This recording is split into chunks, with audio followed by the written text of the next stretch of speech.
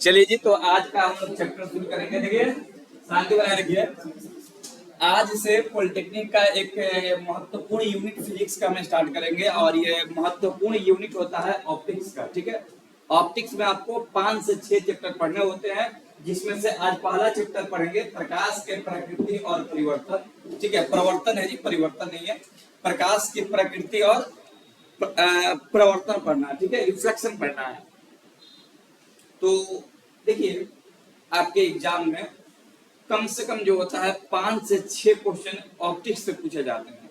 तो पॉलिटेक्निक के लिए ये चैप्टर बहुत ही इंपॉर्टेंट है। सबसे पहले हम लोग इस चैप्टर का थ्योरी देखेंगे, इसके बाद हम लोग आज ही के सेशन में जो होता है ऑब्जेक्टिव भी देखेंगे। ठीक है, इसके नेक्स्ट सेशन में। तो चलिए क्लास को शुरू करते हैं। लेकिन सभी लोग इतना जान जाइए कि इस यूनिट में हम लोग 5 से 6 चैप्टर पढ़ेंगे और क्वेश्चन भी 5 से 6 से कम नहीं आता है। कोई ऐसा साल नहीं है जिसमें ऑप्टिक्स से सबसे ज्यादा क्वेश्चन ना हो। ठीक है, तो चलिए सेशन को स्टार्ट करते हैं। देखिएगा, इस सेशन में आज का पहला टॉपिक है लाइट।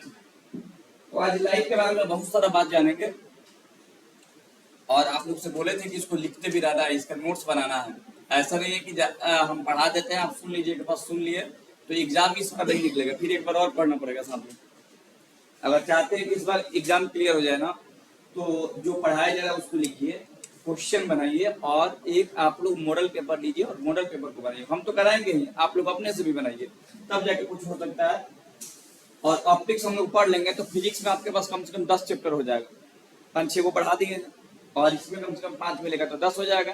और जब आपको इलेक्ट्रिसिटी पढ़ाएंगे तो 5 चैप्टर वहां से भी मिल जाएगा, तो 15-20 चैप्टर आपके पास हो जाएंगे। तो 15-20 चैप्टर हो जाने के बाद आप आराम से किसी भी सेट बनाइएगा तो 20 या 25 क्वेश्चन आपका पढ़ा हुआ आ जाएगा। तो चलिए शुरू करते हैं जी। लाइट, लाइट क्या है जी? तो प्रकाश जो है ऊर्जा का एक स्रोत है।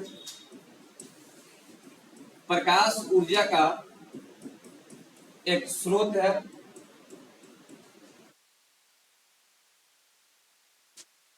स्रोत है, इसकी सहायता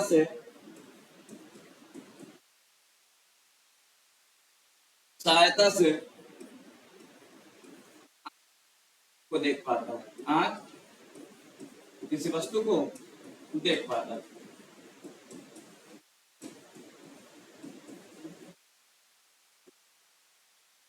तो याद रखना है, प्रकाश जो है एक प्रकार का ऊर्जा का स्रोत है। इसकी सहायता से आंख जो है किसी वस्तु को देख पाता है, यानी कि आंख और लाइट जो आई और लाइट जो है एक दूसरे के कॉम्प्लीमेंट होते हैं। अब इसके बाद हम लोग एक एक करके इसके खूबियों को जानेंगे, यानी अब इसका हम लोग विशेषता पढ़ने वाले हैं कि लाइट में किस प्रकार की विशेषता पाई जाती है, लाइट का खोज किसने किया था, लाइट में किस प्रकार के कैरेक्टर पाए जाते हैं। तो हम लोग 1 बाय 1 करके देखेंगे। तो देखिए, प्रकाश का कैरेक्टर हम लोग देखेंगे कि किस प्रकार का इसका चरित्र होता है। तो सबसे पहले पॉइंट नंबर 1 कि यह ऊर्जा का विशाल स्रोत होता है। यह ऊर्जा का विशाल स्रोत होता है।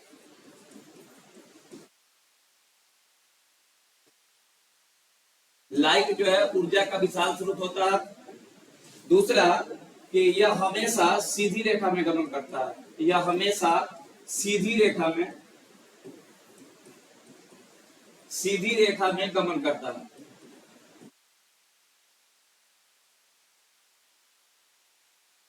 ठीक है, याद रखना, पहला पॉइंट है कि प्रकाश जो है ऊर्जा का एक विशाल स्रोत है। ठीक है, और यह हमेशा किस लाइन में गमन करता है जी? सीधी रेखा में गमन करता है। और तीसरा पॉइंट लिखेंगे कि यह एक विद्युत चुंबकीय तरंग होता है। विद्युत चुंबकीय तरंग होता है। यानी कहने का मतलब ये है, इलेक्ट्रोमैग्नेटिक का मतलब होता है कि जब ये प्रकाश, देखिए प्रकाश जो है एक विद्युत चुंबकीय तरंग है, इसका मतलब ये है कि ये निर्वात में भी गमन कर सकता है और माध्यम में भी गमन कर सकता है। तो इसमें लिख भी सकते हैं, अर्थात यह निर्वात तथा माध्यम में भी गमन कर सकता है। माध्यम में भी गमन कर सकता है। देखिए, अगर आप चाहते हैं कि पॉलिटेक्निक एक बार में हो जाए तो सिर्फ क्वेश्चन लगाने से ऑब्जेक्टिव आपका नहीं हो सकता है। ऑब्जेक्टिव आपका एग्जाम क्लियर तब हो पाएगा जब आपके पास थ्योरी होगा, क्योंकि क्वेश्चन थ्योरी से ही आता है। अब मान लेते हैं कि आपसे पूछेगा ऑप्शन में कि बताइए प्रकाश किस प्रकार का तरंग है, तो अगर आपको ये मालूम नहीं होगा तो चाहे कितना भी क्वेश्चन आप लगा दीजिए, आप एग्जाम क्रैक नहीं कर सकते हैं। तो एग्जाम क्रैक करने के लिए थ्योरी महत्वपूर्ण होता है, ठीक है। तो प्रकाश बताइए कौन सा तरंग है जी, विद्युत चुंबकीय तरंग। एक और बात जानिएगा, आपसे ये भी पूछता है कि ये किस प्रकार का, अगर विद्युत चुंबकीय तरंग ऑप्शन में नहीं दिया तो क्या देगा, तो याद रखिएगा, लिखेंगे प्रकाश या फिर लिखेंगे यह एक अनुप्रस्थ तरंग। कौन तरंग है जी, अनुप्रस्थ तरंग। याद रखिएगा प्रकाश एक अनुप्रस्थ तरंग है, ठीक है। अच्छा यहाँ पे लिखा है कि यह निर्वात में विगमन कर सकता है, तो प्रकाश जो है निर्वात में किस स्पीड से चलता है, तो लिखेंगे निर्वात में प्रकाश की चाल, प्रकाश की चाल 3 × 10 के पावर 8 मीटर पर सेकंड या 3 × 10 के पावर 5 किलोमीटर पर सेकंड, ठीक है, या 3 लाख किलोमीटर होता है।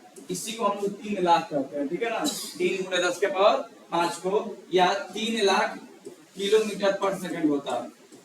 इस बात को याद रखेंगे, याद रखेंगे ये कि निर्वात में प्रकाश की चाल जो है 3 × 10 के पावर 8 मीटर पर सेकंड या 3 × 10 के पावर 5 किलोमीटर पर सेकंड या 3 लाख किलोमीटर होता है। इसको 3 लाख नहीं कहा जाता, ठीक है, होता है, इसको याद रखना है।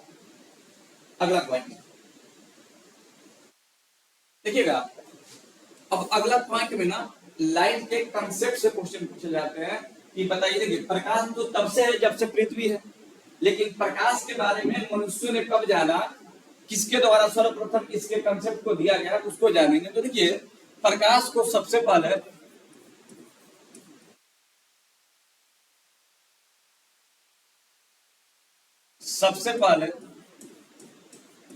न्यूटन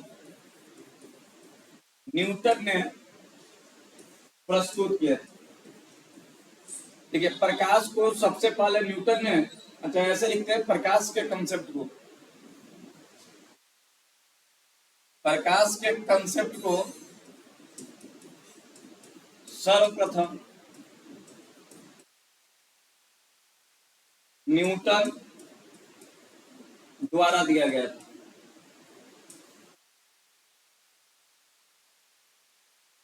उन्होंने प्रकाश को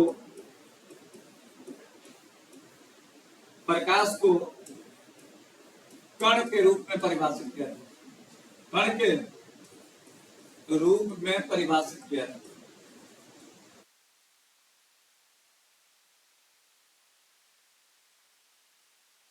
परिभाषित किया था या किए थे, ठीक है। याद रखिएगा प्रकाश के कंसेप्ट को किसके द्वारा दिया गया था, तो सर्वप्रथम न्यूटन द्वारा दिया गया था, और इन्होंने इसको क्या माना था जी, कण के रूप में माना था, ठीक है, कण के रूप में परिभाषित किया था, अर्थात कणिका सिद्धांत दिया था, पार्टिकल थ्योरी, ठीक है, कणिका सिद्धांत दिया था।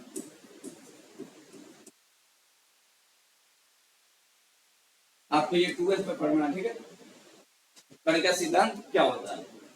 उसके बाद से देखिएगा प्रकाश को हाइगेनबर्ग ने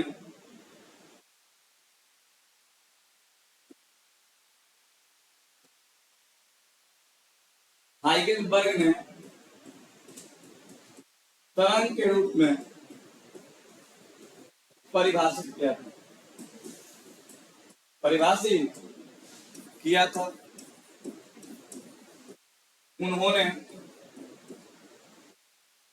उन्होंने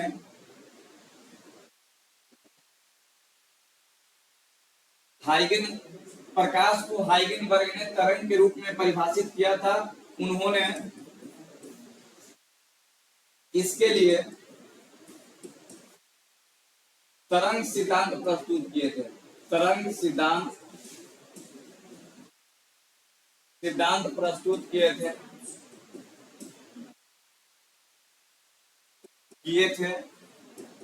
जिसे हाइगेनबर्ग का तरंग सिद्धांत कहते हैं। तरंग सिद्धांत कहते हैं। ठीक है। एक और वैज्ञानिक थे जिनका नाम था डी ब्रोगली। डी ब्रोगली ने बताया कि प्रकाश में कण तथा तरंग दोनों का गुण पाया जाता है। दोनों का गुण पाया जाता है,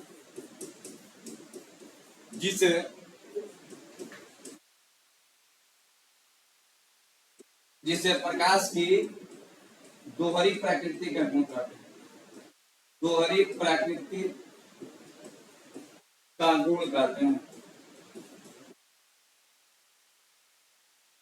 एक और बड़े वैज्ञानिक थे जिनका नाम था आइंस्टीन।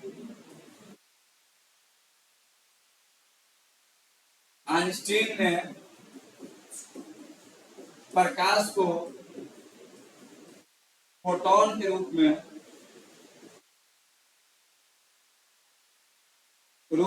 परिभाषित किए थे। अब समझिएगा सबको। देखिए लाइट के बारे में, देखिए लाइट का कोई डिफिनेशन नहीं दिया गया था। ये इसमें किस प्रकार के नेचर पाए जाते हैं उनके बारे में अलग अलग वैज्ञानिकों द्वारा अलग अलग बात बताया गया था, और ये सब बात क्या है, सही है। ठीक है। पहला देखिए, पहला पॉइंट बताया गया था, किसके द्वारा बताया गया था? न्यूटन के द्वारा बताया गया था कि प्रकाश जो है, ठीक है, प्रकाश जो है किस रूप में गमन करता है, और उसको परिभाषित करने के लिए इन्होंने का सिद्धांत दिया था, पार्टिकल थ्योरी दिया था। ठीक है। दूसरा वैज्ञानिक थे जिनका नाम था हाइगन। उन्होंने प्रकाश को बताया कि प्रकाश जो है किस रूप में गमन करता है, तरंग के रूप में गमन करता है। ठीक है। और उन्होंने इसके लिए तरंग सिद्धांत दिया था, जिसे क्या कहते हैं, हाइगनबर्ग का तरंग सिद्धांत कहते हैं। 12th क्लास में लॉन्ग क्वेश्चन के रूप में खूब पूछा जाता है। ठीक है। हाइगनबर्ग का तरंग सिद्धांत क्या है। और तीसरा जो वैज्ञानिक थे, इन्होंने बताया था कि प्रकाश में जो है दोहरी प्रकृति का गुण पाया जाता है। प्रकाश में कण का भी गुण पाया जाता है और तरंग का भी गुण पाया जाता है, जिसे प्रकाश की दोहरी प्रकृति या इसी को डुअल नेचर ऑफ मैटर कहा जाता है। पदार्थ की या द्रव्य की दोहरी प्रकृति का सिद्धांत केमिस्ट्री में भी पढ़ना है और मॉडर्न फिजिक्स में भी पढ़ना है इसको। ठीक है। और एक सबसे बड़े वैज्ञानिक थे जिनका नाम था आइंस्टीन। इन्होंने प्रकाश को बताया कि प्रकाश जो है ऊर्जा के छोटे छोटे बंडलों के रूप में गमन करता है, और इस बंडल को क्या कहते हैं जी, फोटोन कहते हैं। क्या कहते हैं जी, फोटोन। तो प्रकाश के बारे में ये जितने भी 6-7 पॉइंट आपको लिखवाया गया है, इसको याद रखना है। इससे अगर क्वेश्चन देगा तो इससे बाहर से नहीं देगा। ठीक है। तो चलिए ये इसको आप लोग क्लियर कर लीजिएगा। अगला पॉइंट है ल्यूमिनेटेड बॉडी एंड नॉन ल्यूमिनेटेड बॉडी। ठीक है। आप लोग इसको 10th क्लास में ल्यूमिनस बॉडी और नॉन ल्यूमिनस बॉडी के नाम से जानते हैं इसको। ठीक है। ल्यूमिनेटेड बॉडी, ठीक है, देखिएगा बॉडी, इसका हिंदी होगा प्रदीप्त। प्रदीप्त पदार्थ का ये, ठीक है, या वस्तु का ये प्रदीप्त पदार्थ। इसका डिफिनेशन क्या होता है, सोइए मत, जगह रहिए इधर। इसका डिफिनेशन क्या होगा, तो वैसा पदार्थ जो स्वयं अपने प्रकाश द्वारा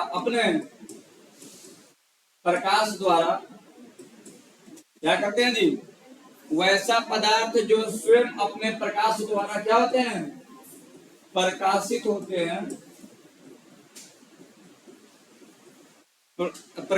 होते हैं, उसे ल्यूमिनेटेड बॉडी कहते हैं। क्या कहते हैं जी, ल्यूमिनेटेड बॉडी कहते हैं। जैसे क्या होगा, यानी जो अपने से प्रकाश निकाले। ठीक है। तो इसके अंतर्गत क्या आएगा, इसके अंतर्गत आएगा सूर्य। सबसे बड़ा ल्यूमिनेटेड बॉडी कौन है, सूर्य है। इसके बाद क्या आएगा, बल्ब आ जाएगा, विद्युत बल्ब। उसके बाद क्या आएगा, मोमबत्ती, टॉर्च आ जाएगा, लालटेन आ जाएगा। ये सब अपने प्रकाश द्वारा क्या होते हैं जी, चमकते हैं। तारे भी आ जाएंगे। ठीक है। इसके बाद आपको देखिएगा नॉन इल्यूमिनेटेड बॉडी, ये आपका हेडिंग कोई खास महत्वपूर्ण नहीं रखता था, इस चीज को जल्दी खत्माएंगे। अब दूसरा है जी, दूसरा हेडिंग लिखिएगा non illuminated body, non illuminated body, इसको बोलते हैं अप्रदीप्त, अप्रदीप्त पदार्थ कहिए चाहे वस्तु कहिए।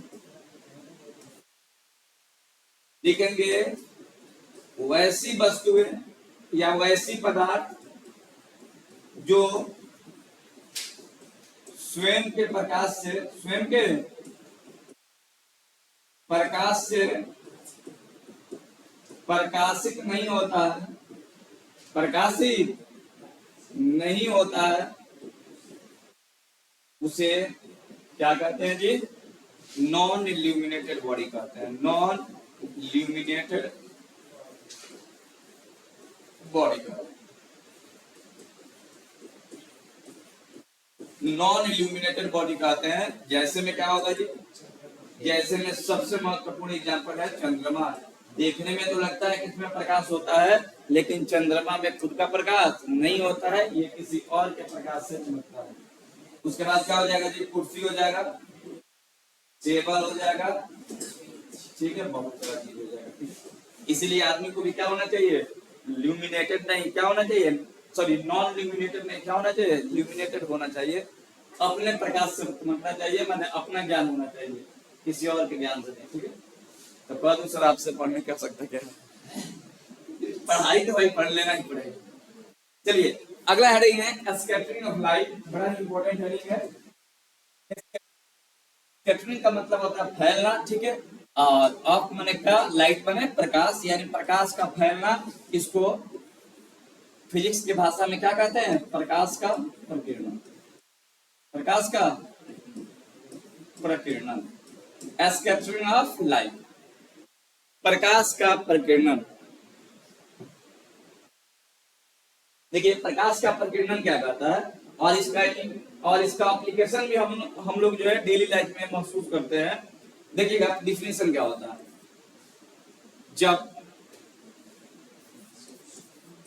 जब प्रकाश की किरणें, जब प्रकाश की किरणें माध्यम में प्रवेश करती है, माध्यम में प्रवेश करती है का मतलब क्या है, वायुमंडल में प्रवेश करती है, ठीक है। जब प्रकाश की किरणें माध्यम में प्रवेश करती है, माध्यम में प्रवेश करती है, तो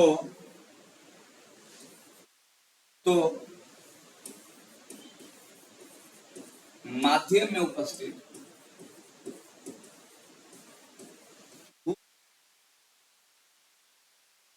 स्थूल कण प्रकाश के किरणों को, प्रकाश के किरणें को अवशोषित करके, प्रकाश की किरणों को अवशोषित करके उसे चारों दिशाओं में, चारों दिशाओं में क्या करती है जी, फैला देती है। इस घटना को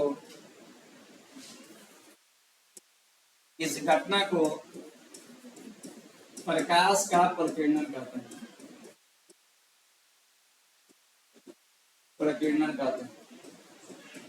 याद रखिएगा प्रकाश का प्रकीर्णन जो है गोलाइडी माध्यम में होता है। कौन से माध्यम में होता है, चाहे टिंडल प्रभाव का है, चाहे प्रकाश का प्रकीर्णन का है, गोलाइडी मीडियम में होता है। मतलब ये क्या है, देखिएगा मान लेते हैं कि ये बोर्ड आपका वायुमंडल है, तो जब प्रकाश की किरणें वायुमंडल में पहुंचेगी तो इसमें धूल कण होता है, धूल कण का देखिए माध्यम का मतलब ये धूल कण उपस्थित हो, ठीक है। तो धूल कण क्या करेगा, ये प्रकाश जा रहा है तो प्रकाश की किरणों को अवशोषित करेगा और उसे चारों दिशाओं में फैला देगा, ठीक है। तो यानी कि जहां प्रकाश नहीं पहुंचता है वहां पर प्रकाश पहुंच जाएगा, ठीक है। देखिए प्रकाश पहले इस रास्ते से होकर जा रहा था, लेकिन यहाँ पे अणु मिला, क्या मिला जी, यहाँ पे अणु मिला, तो प्रकाश की किरणों को पहले सूंघ लिया, ऑब्जर्व कर लिया, और फिर उसे चारों दिशाओं में क्या किया, फैला दिया। तो फैला देने से हुआ क्या कि अगर देखो प्रकाश यहाँ से गुजर रहा था ना, तो इसको इतना भाग चमकीला होना चाहिए, लेकिन प्रकीर्णन के कारण से ये चारों दिशाओं में प्रकाश क्या होता है जी, ठीक है, प्रकाश क्या हुआ, यानी प्रकाश गुजरा एक छोटे से माध्यम में, लेकिन प्रकीर्णन के कारण पूरे चारों दिशाओं में क्या हुआ, फैल गया। इसी को कहते हैं स्कैटरिंग ऑफ लाइट। क्या कहते हैं जी, स्कैटरिंग ऑफ लाइट, ठीक है। प्रकाश का प्रकीर्णन यहाँ पे लिखेंगे, सुनिए, प्रकाश का प्रकीर्णन, इसको एकदम याद करने वाला बात है ये, प्रकाश का प्रकीर्णन कोई ना कोई सेट में प्रकीर्णन कोलाइडी माध्यम में, कोलाइडी माध्यम में, कोलाइडी माध्यम में याद रखिएगा, प्रकाश का प्रकीर्णन जो होता है कौन कोलाइडी माध्यम में होता है। अच्छा बताइए, अभी दिन है, अच्छा बताइए, प्रकाश क्या डायरेक्ट अंदर आ रहा है, नहीं आ रहा है, लेकिन फिर भी जो होता है लाइट को बंद कर देने के बाद भी जो होता है इस रूम में उजाला होगा। कारण क्या है कि जस्ट बाहर भी क्या है, माध्यम है, तो प्रकाश बाहर आ रहा है, और जैसे ही बाहर आ रहा है, बाहर कण जो है प्रकाश को क्या कर रहे हैं, अवशोषित कर रहे हैं, और अवशोषित करके उसे चारों दिशाओं में क्या कर रहे हैं जी, फैला दे रहा है, जिसके चलते जो है प्रकाश का क्या होता है, प्रकीर्णन होता है। क्लियर?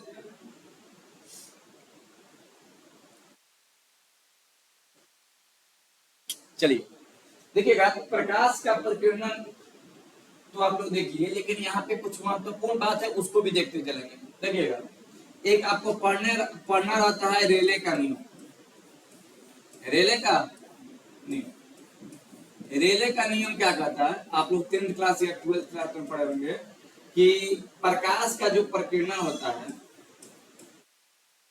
प्रकीर्णन, ठीक है, प्रकाश के तरंग के तरंगदैर्घ्य के चतुर्थ घात के विरुद्ध का अनुपाती होता है, कुछ ऐसे होता है। मतलब ये कि जिसका तरंगदैर्घ्य अधिक होगा उसका प्रकीर्णन कम। बात समझ में आ रही? कि रेले का नियम है, प्रकीर्णित प्रकाश की तीव्रता जो है लैम्डा के चतुर्थ घात के क्या होता है, विरुद्ध का अनुपाती होता है।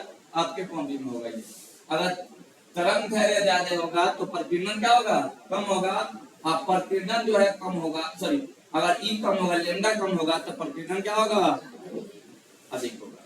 तो आप पढ़े हैं किसका तरंगदैर्घ्य ज्यादा होता है, लाल, लाल का तरंगदैर्घ्य ज्यादा होता है, और बैगनी का तरंगदैर्घ्य क्या होता है जी, कम होता है। बैगनी या नीला कह दे देता है। तो आप लोग लिखिएगा यहाँ पे नोट करेंगे कि लिखेंगे यही कि बताओ लाल रंग का प्रकीर्णन कम होगा कि ज्यादा होगा, लाल रंग का प्रकीर्णन क्या होगा जी, कम, तथा बैगनी रंग का प्रकीर्णन क्या होगा, बैगनी रंग का प्रकीर्णन सबसे क्या होगा, अधिक होगा। याद रहेगा, सबसे अधिक। क्लियर? यानी देखिए, लाल रंग का प्रकीर्णन अधिक होगा और बैगनी रंग का प्रकीर्णन क्या होता है जी, कम होगा।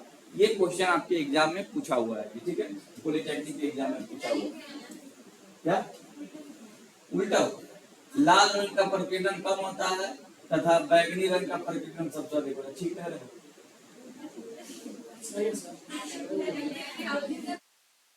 लाल रंग का तरंगदैर्घ्य अधिक होता है, पर जिसका लैम्डा अधिक होगा उसका प्रकीर्णन कम होगा। तो लाल रंग का भाई वेवलेंथ ज्यादा होता है ना, तो लाल का प्रकीर्णन कम होगा, और बैगनी का प्रकीर्णन, सॉरी, बैगनी का लैम्डा कम होगा। लिखेंगे प्रकाश के प्रकीर्णन के कारण, ये 3 पॉइंट को देखिए, आपसे भाषा कुछ नहीं पूछने वाला है, ये पूछेगा जो लिख रहे हैं, ठीक है, याद रखिएगा। प्रकाश के प्रकाश के प्रकीर्णन के कारण, प्रकाश के प्रकीर्णन के कारण ही आकाश नीला दिखाई देता है, आकाश नीला दिखाई देता है, नीला दिखाई हो गया जी, पढ़े हैं? और पॉइंट लिखिएगा, नहीं पढ़े? मेरा क्या है? प्रकाश के आप लोग एनर्जी हमारे कम कर एनर्जी देखो। प्रकाश के प्रकीर्णन के कारण ही सूर्योदय, सनराइज, सूर्योदय एवं सूर्यास्त, सनसेट, सूर्यास्त का सूर्य क्या दिखाई देता है जी? लाल दिखाई देता है, लाल दिखाई, ठीक है। तो ये 3 पॉइंट आपको नोट करते चलना है कि लाल रंग का प्रकीर्णन कम और बैगनी रंग का प्रकीर्णन सबसे अधिक होता है। प्रकाश के प्रकीर्णन के कारण ही आकाश क्या दिखाई देता है? नीला दिखाई देता है। और तीसरा पॉइंट है कि प्रकाश के प्रकीर्णन के कारण ही सूर्योदय एवं सूर्यास्त का सूर्य कैसा दिखाई देता है?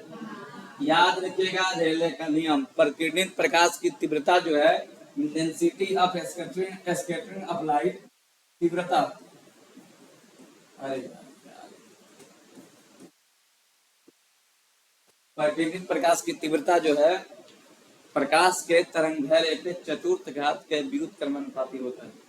तुम लोग इसे भुलाएगा तो काम चलेगा।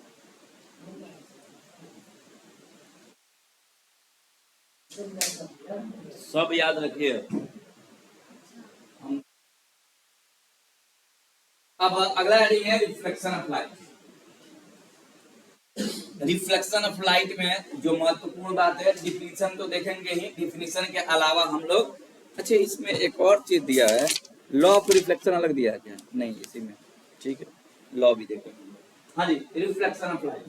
रिफ्लेक्शन ऑफ लाइट क्या कहता है कि एकदम छोटा डिफिनीशन देखेंगे जी, प्रकाश को किसी सतह से टकराकर, किसी सतह से टकराकर वापस लौट जाने की घटना को, वापस लौट जाने की घटना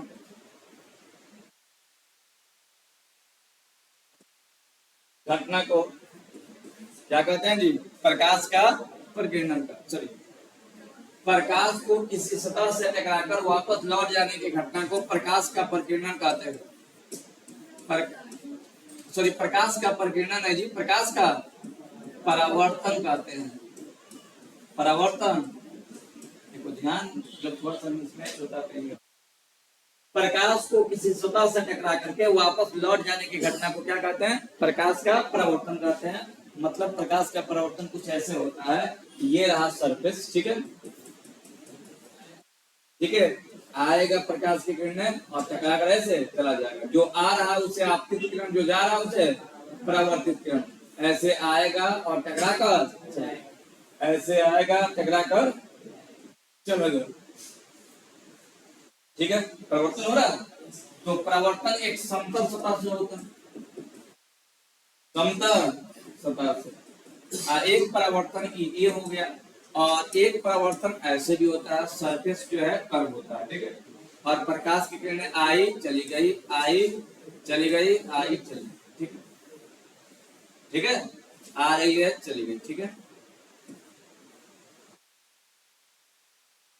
ये है प्रकाश का परावर्तन, ठीक है, ये है, इसको रंग दिए हैं ताकि प्रकाश जो है नीचे नहीं आएगा, ठीक है। तो देखिए ये कौन सा सतह है जी?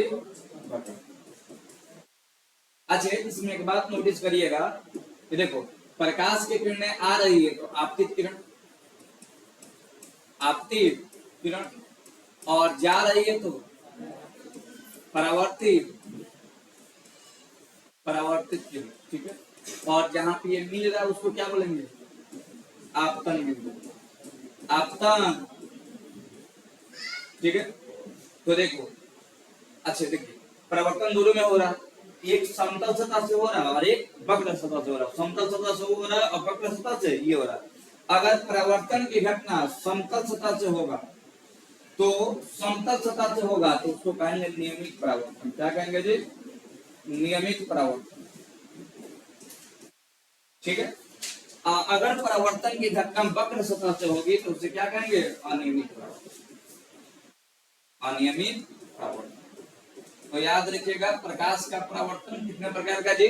प्रकाश का परावर्तन दो प्रकार का, एक नियमित परावर्तन और एक अनियमित परावर्तन। नियमित परावर्तन जो है समतल सतह से होता है, और अनियमित परावर्तन दोनों में एक और डिफरेंस है कि याद देखिएगा इसका जो आपतन बिंदु है ना वो एक ही तल में नहीं, आपतन बिंदु जो है असमान तल में है, असमान है कि नहीं। और इसमें देखिएगा आपतन बिंदु सभी क्या है, एक ही तल पे। आपतन बिंदु सब क्या है, आपतन बिंदु सब एक समान है, क्या है जी, एक ही तल में है।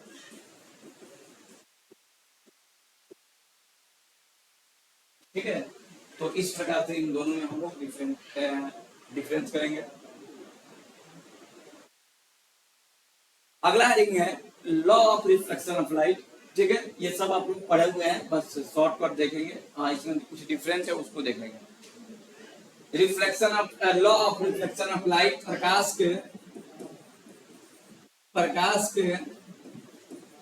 परावर्तन का नियम, परावर्तन का नियम। ठीक है, हो गया। प्रकाश के परावर्तन का नियम, देखिएगा प्रकाश के परावर्तन का नियम कैसे होता है, ध्यान दीजिएगा। प्रकाश के परावर्तन में क्या होता है कि एक समतल सतह होता है, प्रकाश की किरणें आती है और टकरा कर वापस चली जाती है, जो आ रही है उसे आपतित किरण, जो जा रही है उसे परावर्तित किरण। और इन दोनों को जो अलग करता है उसको क्या कहते हैं, आपतन। ये है अभिलंब। ठीक है, ये आपतित किरण, आपतित किरण, और ये है परावर्तित किरण, परावर्तित किरण। और ये जो ऊपर वाला देख रहे हैं क्या है, अभिलंब। और ये क्या है, आपतन, आपतन बिंदु है। अगर इसका नाम भी देना चाहते हैं तो दे सकते हैं, ए ओ बी, ये एन हो गया। ठीक है, नाम आप लिख लिए इसका। देखिए यहाँ पे आपतन कोण बन रहा है, यहाँ पे परावर्तन कोण बन रहा है। देखिए प्रकाश के परावर्तन के दो नियम है। पहला नियम कहता है कि आपतित किरण, आपतित किरण कमा परावर्तित किरण, परावर्तित किरण तथा आपतन बिंदु, आपतन बिंदु पर डाला गया अभिलंब, अभिलंब तीनों, तीनों एक ही तल में होते हैं। ठीक, और दूसरा नियम होता है कि आपतन कोण, आपतन कोण तथा परावर्तन कोण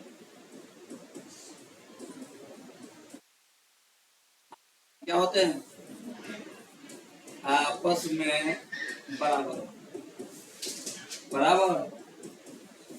तो इस बात को याद रखना है, अर्थात कोण आई बराबर कोण क्या होता है जी, आर। नियम बड़ा सिंपल है, लेकिन क्वेश्चन इससे डिफरेंट डिफरेंट पूछा जाता है। नियम का पहला देखिएगा, परिवर्तन के पहला नियम कहता है कि आपतित किरण, आपतित किरण, परावर्तित किरण तथा आपतन बिंदु पर डाला गया अभिलंब तीनों क्या होते हैं, एक ही तल में होते हैं। देख लीजिए यहाँ पे तीनों, आपतित किरण, परावर्तित किरण और आपतन बिंदु पर डाला गया अभिलंब तीनों क्या है, एक ही तल में है। दूसरा, आपतन कोण तथा परावर्तन कोण दोनों परस्पर क्या होते हैं जी, बराबर होते हैं। यानी कोण आई बराबर कोण आर। मतलब कि अगर 30 डिग्री कोण से आपतित होगी तो परावर्तित कितने डिग्री से होगी, 30 डिग्री से होगी। ठीक है, और यहाँ पे कुछ हम लोग स्पेशल केस देखेंगे। चले स्पेशल केसेस का देखेंगे।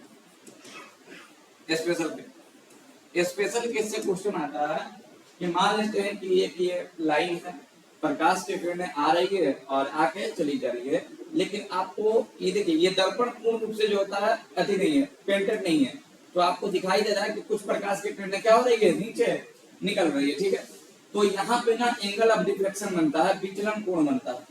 यहाँ पे तो ये सेम स्थिति होगा, एक आई होगा और एक क्या होगा, एक आई होगा और एक आर होगा, लेकिन ये वाला जो कोण है ना, ये यहाँ से लेकर यहाँ क्या होगा, डेल्टा होगा। ठीक है, इसको कैसे निकाला जाता है, ए ओ बी।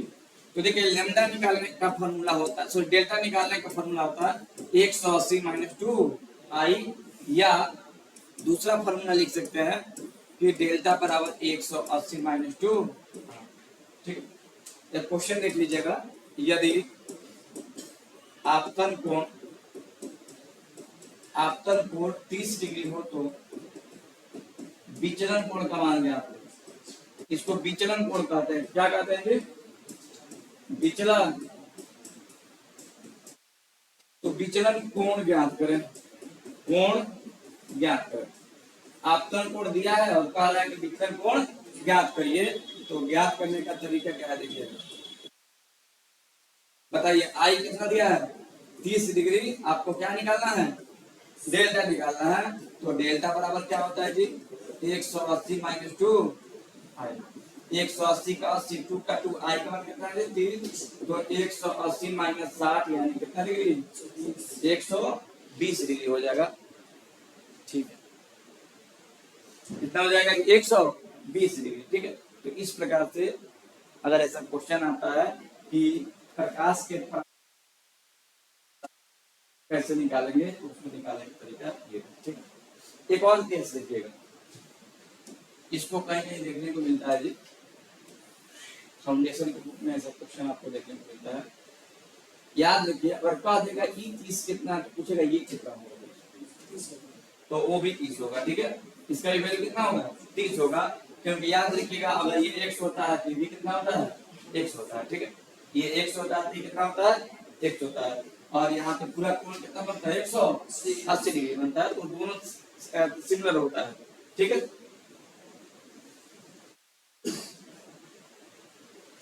हो गया।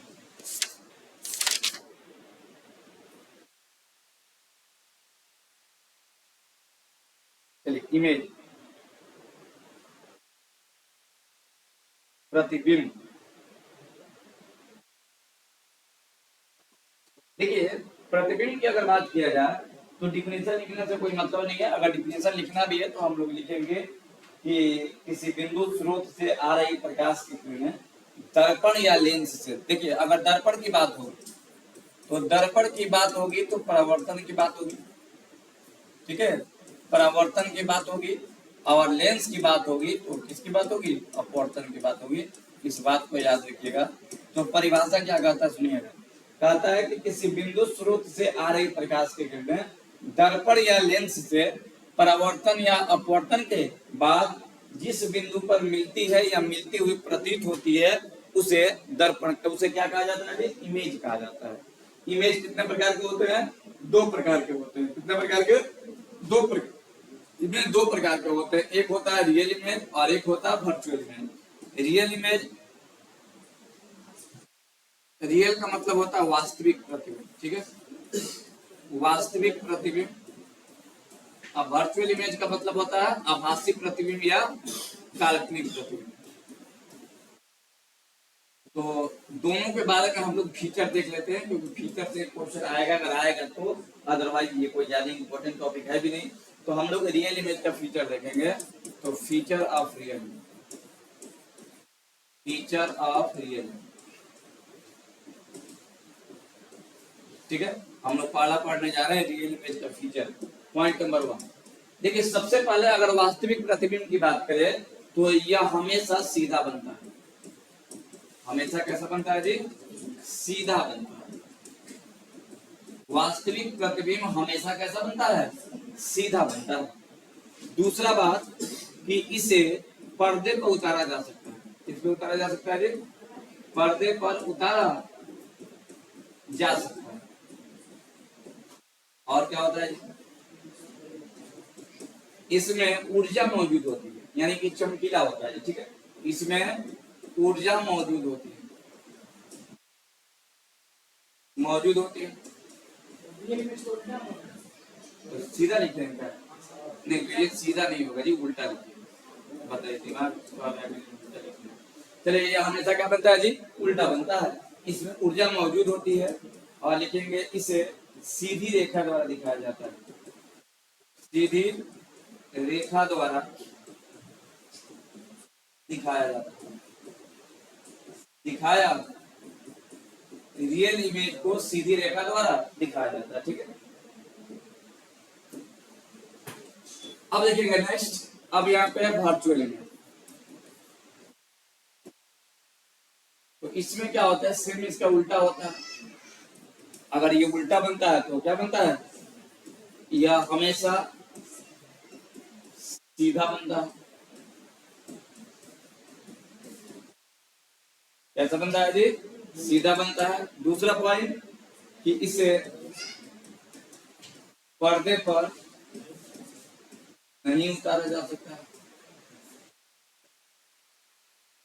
नहीं उतारा जा। तीसरा, इसमें ऊर्जा मौजूद, इसमें ऊर्जा मौजूद नहीं होती है, ऊर्जा मौजूद नहीं होती है। और चौथा पॉइंट कि इसे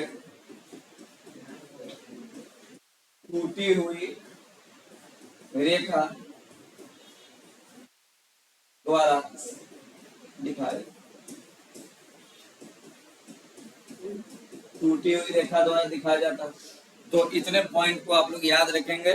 क्वेश्चन आपसे पूछेगा कि बताइए कौन ऐसा प्रतिबिंब है जिसे पर्दे पर नहीं उतारा जा सकता है, तो कौन है जी, जिसे उतारा जा सकता है, जिसे उतारा जा सकता है वास्तविक प्रतिबिंब कहलाता है, ठीक है।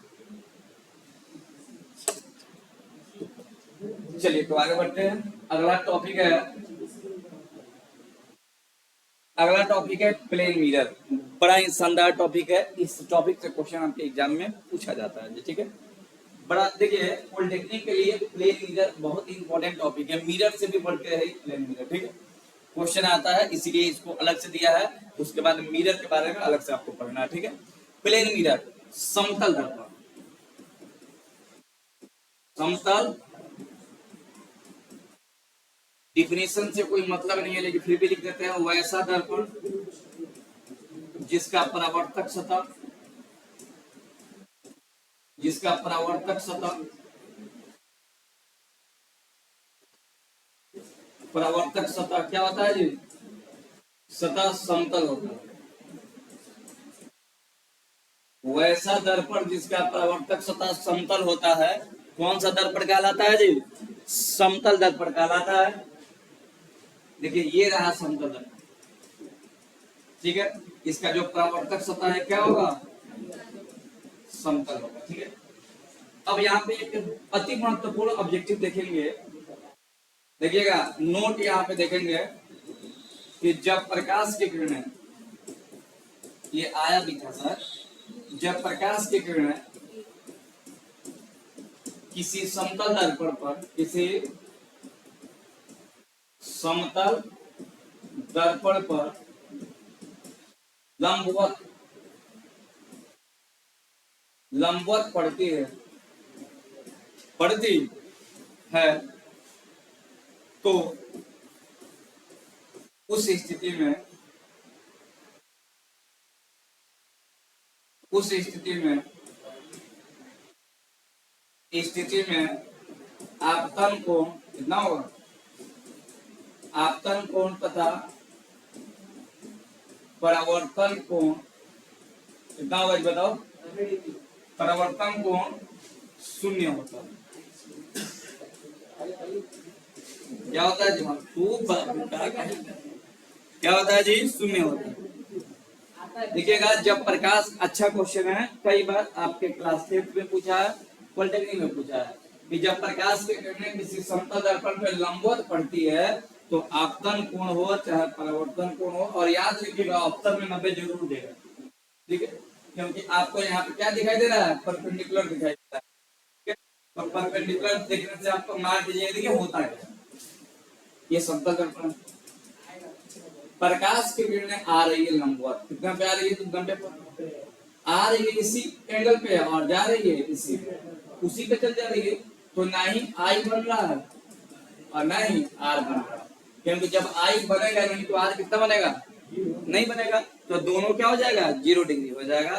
तो याद रखिएगा, जब समतल दर्पण पे प्रकाश की किरणें लंबवत पड़ती है तो परावर्तन कोण का मान कितना होता है, 0 होता है, और आपतन कोण का मान भी क्या होता है, 0 होता है।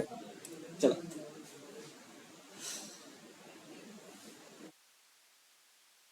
यही सबसे इंपॉर्टेंट पॉइंट है, important fact related to plane mirror, समतल दर्पण से संबंधित कुछ महत्वपूर्ण।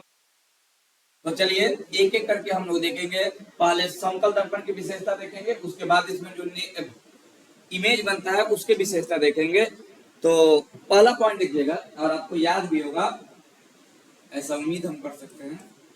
पहला पॉइंट होता है इसका कि समतल दर्पण की जो फोकस दूरी होती है, इसकी फोकस दूरी, फोकस दूरी हीरो, इसकी फोकस दूरी अनंत होती है। कितनी होती है, अनंत होती है, यानी कि f का वैल्यू कितना होता है, f इंफिनिटी होता है। दूसरा, इसकी क्षमता, किसकी बात हो रही है, बात हो रही है समतल दर्पण की हो रही है, ठीक है। इसकी इसकी जो क्षमता होती है, क्षमता कहिए चाहे शक्ति कहिए, वो क्या होती है, 0 होती है। और ऐसे भी याद रखिएगा, किसी भी दर्पण का क्षमता हमेशा लेंस का होता है। तो अगर क्षमता निकाला जाए तो क्षमता होता है 1/f, 1/इंफिनिटी। इंफिनिटी भी किसी भी संख्या से भाग देते हैं तो कितना आता है, 0 होता है। तो याद रखिएगा, समतल दर्पण की फोकस दूरी, अरे भैया यहीं पर आ जाइएगा फिर हमारे साथ 11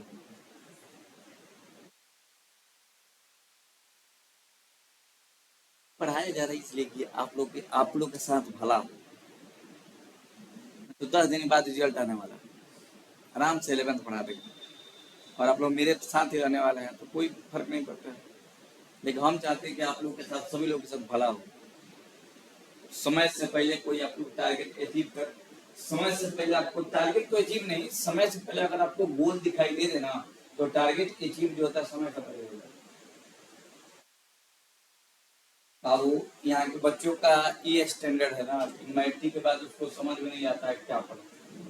साइंस वाला विद्यार्थी आर्ट पढ़ लेता है, बताइए कितना बड़ा जो होता है उसके टारगेट में कितना बड़ा, बताइए कमी है कि लड़का साइंस से पढ़ने वाला जो मेडिकल का ख्वाब देखता है, वो लड़का जो होता है आर्ट्स ले लेता है। आर्ट्स लेना बड़ी खराब बात नहीं है, खराब ये है ना कि आप पढ़े रहते तो शुरू से ही आर्ट पढ़े रहते,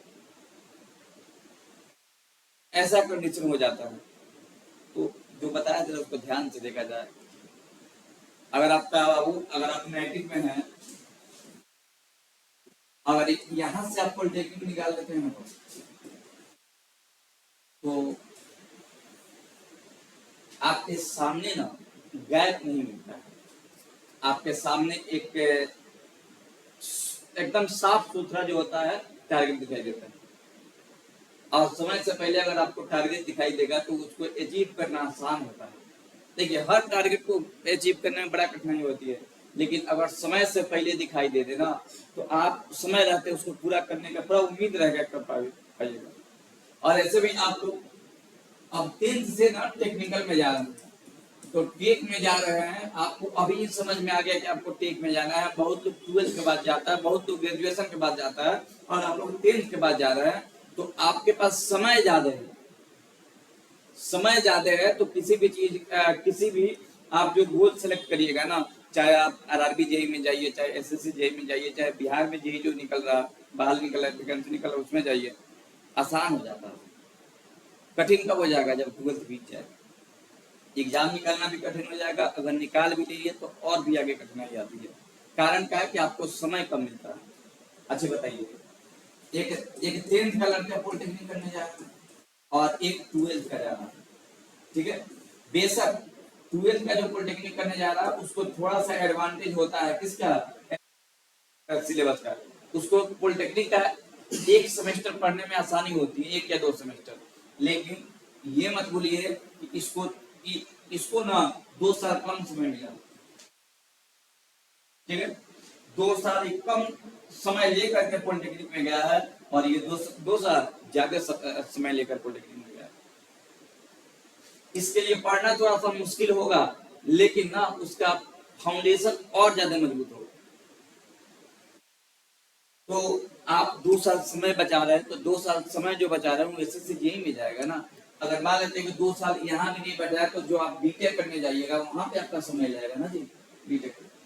तो आप 10th के बाद करने पे हमेशा 2 साल आपके पास, आपको अधिक समय मिलेगा तैयारी करने का। तो इसीलिए बैठ के बतियाने से अच्छा है कि बोर्ड पे देखा जाए। आपको थोड़ा सा दिमाग भी रहना चाहिए कि आपके क्लास 1 घंटा का क्लास होने वाला है, और हम लगातार आपको पढ़ाई करें। और ऐसा भी नहीं है कि हमारा एकदम कोचिंग चलाना ही चलाना है। सरकारी जॉब है, नहीं भी चलाते, आराम से बाल बच्चा है सब जाकर आराम से मस्ती करते, लेकिन हम आपके साथ मस्ती कर रहे हैं। 30 किलोमीटर से गाड़ी चला कर भी आए, अब बिना रेस्ट लिए आपको पढ़ा रहे हैं। तो ये सिर्फ एकदम साफ मन से ना आपको लाइफ को एकदम, हम चाहते हैं कि तत्काल से अति हो जाए। समय रहते आप अपने टारगेट को पहचान जाइएगा तो उसको क्लियर करना ना बड़ा आसान हो जाएगा। मन लगा के पढ़िए, बहुत अच्छा चीज आपको कर रहा है।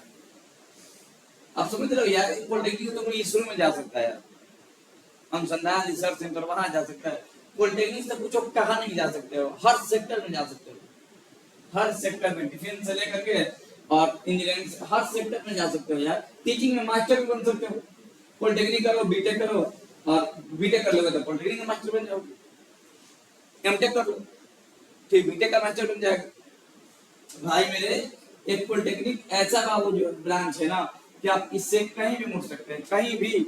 आपको एकदम आपके लाइफ में ना फ्लेक्सिबिलिटी देता है। बताओ, हम भी इंजीनियर हैं, मास्टर बने, है कि नहीं?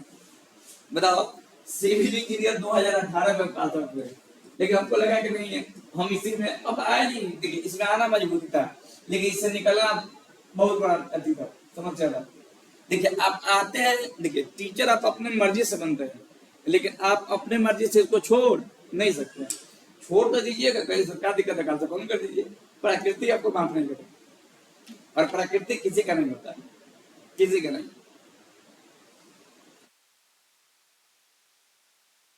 क्या पॉलिटेक्निक में? हाँ, एक और बात कि पॉलिटेक्निक करने के बाद 12th करने की आवश्यकता नहीं होती है। 12th करना जरूरी, क्योंकि polytechnic he 12th with diploma, ठीक है। यानी कि जहां पर भी आपको 12th का काम होगा, वहां पे आप 12th 3 साल वाला नहीं किए हैं भाई, तो 12th अब आपको करने की आवश्यकता नहीं है। पॉलिटेक्निक 12th का इक्विवेलेंट है। एक और बात, एक कहा जाता है कि अगर आपके पास मान लेते हैं कि बहुत अच्छा कार हो, तो अब हमें लगता है कि एथी के क्या बोलते हैं, टैक्सी की जरूरत तो नहीं पड़ेगी। मतलब ये कि अगर आप पॉलिटेक्निक कर लेते हैं भाई, तो पॉलिटेक्निक कर लेने के बाद हमें नहीं लगता कि 12th की कहीं आवश्यकता है, नहीं कहीं नहीं आवश्यकता। इसलिए क्योंकि आप 12th किए तो क्या करिएगा, 12th करने के बाद अब आप जितना भी अब हम अप्लाई करेगा वो सब टेक्निकल का ही होगा, हर क्षेत्र में है। और बताओ, बिना देखिए 12th वाले लोग एसएससी फॉर्म भरेगा, तो तुम भरेगा क्या, एसएससी जी, ठीक है। 12th वाले लोग रेलवे भरेगा, तो तुम भरेगा रेलवे जी, ठीक है। हर चीज में है जी। ब्लॉक लेवल का बहाली आता है, तो अगर सचिव का बहाली आएगा तो जेई का भी बहाली आएगा, तो तुम जाएगा ही नहीं, 12th की आवश्यकता ही नहीं। 12th का डिग्री अलग से नहीं देता है, पूरे 12th में। पॉलिटेक्निक ही क्या है, 12th है। 12th आपको करना ही नहीं है। पेपर भी क्या होगा जी, जब वो खुद 12th है तब पेपर क्या होगा अलग से, और अलग से 12th लिख कर भी नहीं आता, पॉलिटेक्निक ही 12th होता है, ठीक है। इसमें कोई डाउट? देखिए, सबसे बड़ी बात कि देखो, तुम हो चाहे हम लोग का अभी एजुकेशन का जो ग्राउंड है बहुत ही लो स्तर का है, इसलिए हम लोग क्या जानते हैं कि मैट्रिक है, अगर मैट्रिक के बाद अगर हम लोग पढ़ते हैं तो मैट्रिक के बाद क्या पढ़ना चाहिए, इंटर पढ़ना चाहिए, नहीं तो पढ़ाई अधूरा है। पढ़ाई क्या है, अधूरा है। उसके बाद लगता है कि हम लोग को ग्रेजुएशन करना चाहिए, ठीक है, उसके बाद ग्रेजुएशन करते हैं, लेकिन आप इस दौरान कम से कम हो जाते हैं 22 साल का, ग्रेजुएशन में जाते जाते सॉरी ग्रेजुएशन पास आउट होते होते 22-23 का हो जाते हैं। इसके बाद आप किसी भी चीज का तैयारी कीजिएगा ना, बहुत कठिनाई आएगा। अगर आप सीरियस विद्यार्थी नहीं है ना, सीरियस, जैसे देखिएगा लड़का 12th बाद चला जाता है पटना, एकदम समझिए पटना जाकर तपस्या करता है, बहुत पढ़ना, अपने आप को रूम में एकदम लॉक कर लेता है, तब जनरल कंपनी से कोई निकाल पाता है। यार तुम तो सुबह से लगे हो, 10वें क्लास से लगे हो। बोले नहीं कि पॉलिटेक्निक करने में ये फायदा है ना कि तुमको 2 साल का बेनिफिट मिलता है, 2 साल तुम समझो कि आगे हो, इसीलिए ये करना बेहद जरूरी है। हम लोग का देखो सिस्टम में गलत समझाया गया है, 10वां के बाद 12th करना बुरी बात नहीं है। मैं तो भाई हमारे समाज का 95% तो ये करता है, 95% हो सकता है 97 भी आ जाए, क्योंकि नंबर ऑफ स्टूडेंट बहुत ज्यादा होता है, 97% तो ऐसे ही करता है। इसीलिए अधिकतर लोगों का जॉब होना बड़ा मुश्किल हो जाता है। अच्छा बताओ, सभी लोग अगर एक एक फील्ड में जाए तो जॉब होना आसान है, बहुत कठिनाई तो होगी। इसलिए आपको एक अलग फील्ड सेट करना होगा, और ये अलग फील्ड है पॉलिटेक्निक। हम ये नहीं कहते हैं कि खाली पॉलिटेक्निक करिए, लेकिन अगर रुचि आपको मैथ में है ना तो पॉलिटेक्निक ही करना चाहिए। इंजीनियर बनिए, 3 साल का पॉलिटेक्निक करिए और प्लस 3 साल, ठीक है, आपका सब कुछ सही रहा। बिहार सरकार का अगर साल जो जॉब वैकेंसी निकाल रहा है, अगर वो रेशियो सेम रहा तो आपको ये 3 साल में पढ़ना नहीं पड़ेगा, 3 साल में ही जॉब हो जाएगा। बहुत लोगों का जॉब हुआ भी है, जिसको हम होते होते रह गए, मास्टर आपके सामने, ठीक है।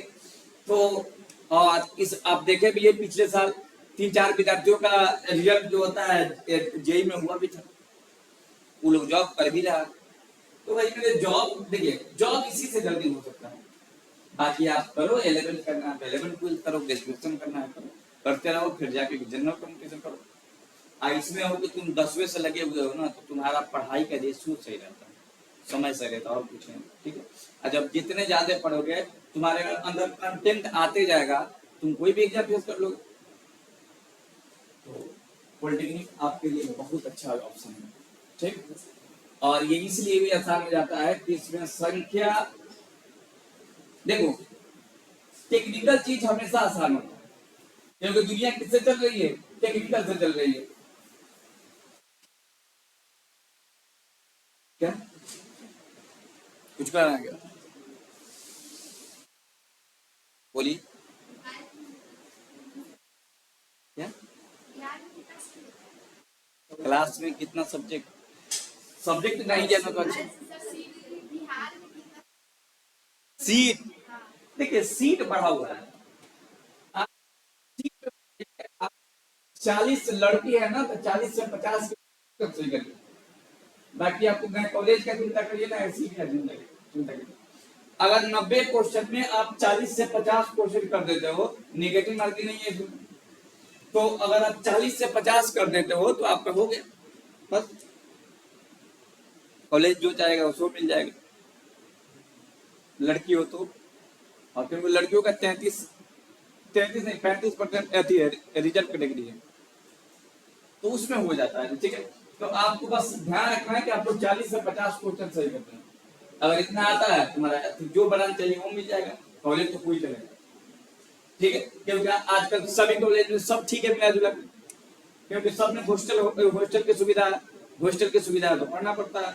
हम लोग को समय क्या था कि पढ़ना रह पढ़ना पड़ता है, अभी क्या है कि आपको हॉस्टल में रह के पढ़ना है, तो ये बड़ा आसान हो गया है।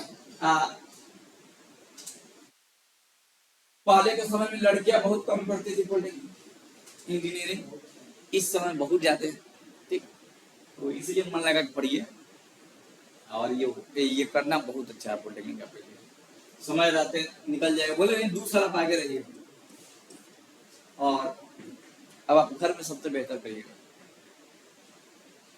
एक कहानी बार बार बताते हैं, कहानी नहीं रियल कहानी है कि विजय तक 2 भाई था, दो को भाई था, बड़का भाई जो था, अब और भी भाई की कहानी है, लेकिन इस भाई की कहानी इसलिए क्योंकि इसके पास जॉब है। जॉब तो एक कहानी एक और का है जो बिंदुसार का है, जुनापुर का है, लेकिन उसका जॉब रहते में कर दिया तो नहीं हो पाया उसका, तो इसलिए उसकी कहानी है। इसमें दो भाई था, एक बड़ा वाला था एक छोटा वाला था। विजय हत्या की कहानी है। इसके मम्मी जो होता है बहुत ही एकदम गरीब फैमिली से, ये लोग इतना गरीब फैमिली से है कि इसके मम्मी जो होता है काम करती है तब इसका घर का भरण पोषण होता है, खर्चा चलता है। इसके मम्मी हॉस्पिटल में कोई जाती थी, जहाँ तक हमें जानकारी है। तो बड़का भाई को बोला गया कि पॉलिटेक्निक कर लो, नहीं किया। छोटका के पास पढ़ने का भी पैसा नहीं था, हुआ के बताया कि सर का पैसा भी दिए, सही बात है। तो छोटका जो है पढ़ने में ठीक भी था, पॉलिटेक्निक किया। आज बड़का जाके दिल्ली कमा रहा है। दिल्ली नहीं है, हाँ ये टेम्पू चलाता है, हाँ टेम्पू चलाता है, ठीक है। बड़का जो है टेम्पू चला रहा है और छोटका जो है रोहतास में है, शायद चंपारण में है, पॉलिटेक्निक जेई बना है रोहतास में, ठीक है, रोहतास जिला में। एक और यहाँ पे है फतेहपुर का गोलू बाबू, गोलू, ये इनका भी सिलेक्शन हुआ था जेई में, गोलू का। गोलू ऐसा लड़का है अपनी कोचिंग का जो मैथ में 100 में 100 लाया, मैट्रिक में इसका 100 में 100 है और 12th में भी सही है। ये लड़का एक बार पॉलिटेक्निक में फेल भी किया है। 10वां के बाद जब पॉलिटेक्निक दिया था तो उससे एग्जाम नहीं निकल पाया था। देखिए लक कहां से कहां निकल जाता है, इसलिए याद रखिएगा जिंदगी में एक बार फेल आने से या बार बार फेल आने से जिंदगी वहां खत्म नहीं हो जाती। ऐसा कोई जरूरी नहीं है कि जो इस पर टॉप किया है मतलब अच्छा ही कर जाएगा। आप ही लोग देख लीजिएगा, आपके समय का जो टॉपर होगा ना, जिसका नंबर ज्यादा आया होगा, आप देखिएगा हो सकता है पीछे रास्ते में छूट जाए। जो 300 नंबर लाया होगा ना, पता लगेगा कि 400 वाला का जॉब नहीं हुआ, जॉब कितने वाले का हो गया, 300 वाले का जॉब हो गया, ठीक। तो ये सब कुछ डिपेंड करता है कंटिन्यूअस पढ़ाई से। तो हाँ, तो ये बड़का भाई जो था आज टेम्पू चला रहा था, क्योंकि जब ये 10th के बाद निकला ना तो इसके पास बाहरी ज्ञान का जो होता है समावेश हो गया। जब जब आपको टीचर का बात छोड़ करके बाहर का बात अच्छा लगेगा ना, तो आप समझ जाते हैं, आप जगह पकड़ लीजिए, ठीक है। अच्छा बताइए आपके बारे में कौन जानता है? आपके भाई आपको जानता है? नहीं, आपके बारे में हम जानते हैं बहुत अच्छा से। भले खुल के नहीं बोलते हैं कि भाई तुमको किसमें रुचि है, ठीक है, लेकिन जानते तो तुम्हारे बारे में है कि तुम्हारी रुचि किसमें है या तुमको क्या कराया जा सकता है। देखिए जिसको कराया जाता है वो कर भी लेता है और जो कर लेता है उसको जॉब है। तो बड़का टेम्पू चला रहा है, छोटका जो होता है आज यही है। वैसे ही गोलू की कहानी है। चलिए तो आज का क्लास नहीं, तो गोलू जो है ना फतेहपुर बाईपास में उसका लिट्टी का जो दुकान है।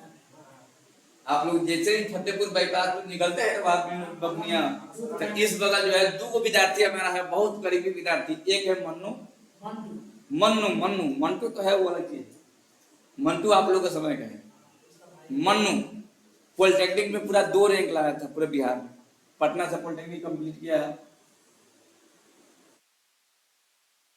तो गोलू क्या था कि गोलू बड़ा ही अच्छा डिसेंट लड़का था। डिसेंट का मतलब कि डरने बिल्कुल ना था, 0 के बराबर था। लेकिन हाँ पॉलिटेक्निक एक बार फेल किया था, तो दोबारा जब दिया पॉलिटेक्निक का एंट्रेंस एग्जाम तो पास किया। उसको कॉलेज मिला कहा जीपी सिवान, और जीपी सिवान से पॉलिटेक्निक कंप्लीट किया। कुछ दिन वहाँ पे एक कौन सा कोर्स कर रहा था। उसके बाद जब ये जेई का वैकेंसी निकला तो फॉर्म फिलअप किया था, एग्जाम दिया और इसका जॉब भी हो गया। तो ऐसे बहुत सारे लड़के हैं जो अपने लाइफ में अच्छे कर रहे हैं। मन्नू भी बहुत अच्छा कर रहा है। तो आवश्यकता है आपको समय रहते आपको ये समझने की कि क्लास अब यहाँ से नहीं चल सकता है। क्या हुआ है जी, वोल्टेज तुम्हें क्या जी, लाइट नहीं बंद करो पंखा यार।